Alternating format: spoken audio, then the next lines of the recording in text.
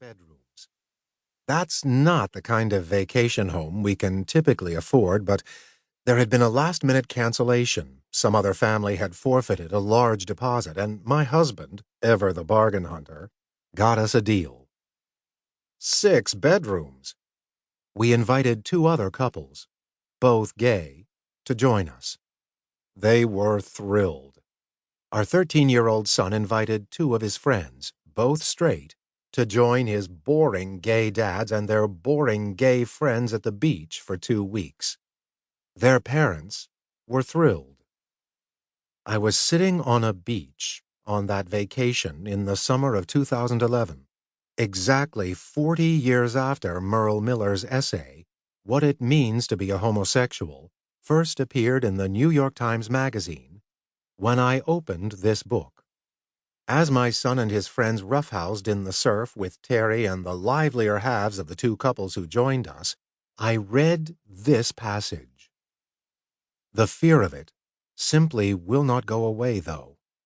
A man who was once a friend, maybe my best friend, the survivor of 5 marriages, the father of 9, not too long ago told me that his eldest son was coming to my house on Saturday. Now please try not to make a pass at him.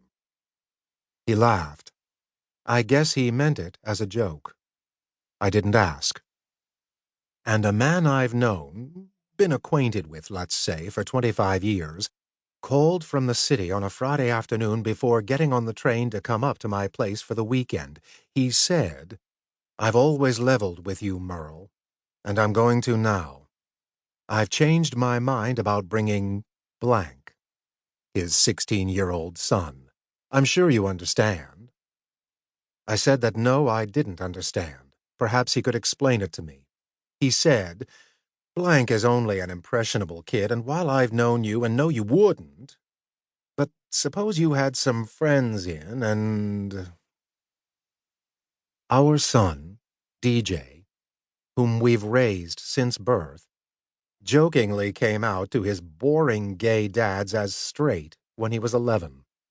Both of the teenage boys he invited to Hawaii with us were straight, and the parents of DJ's friends, they were straight, and they all understood.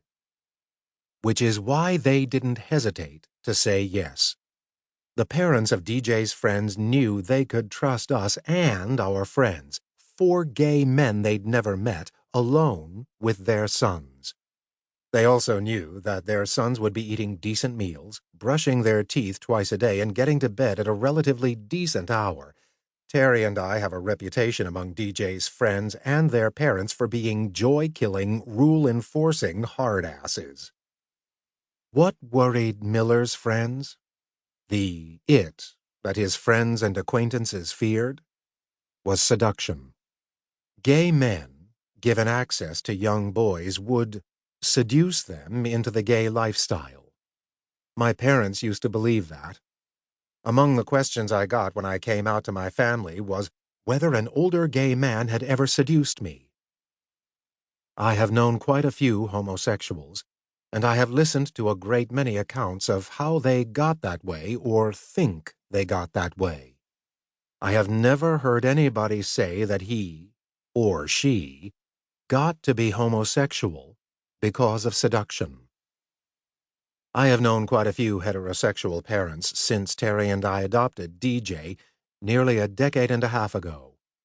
Despite the fact that more same-sex couples are adopting today than ever before, Parentlandia remains overwhelmingly straight.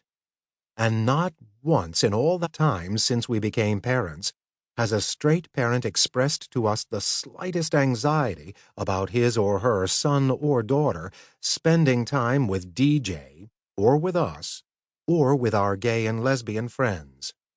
Despite the best efforts of Christian conservatives to prop up the old bigotries and fears.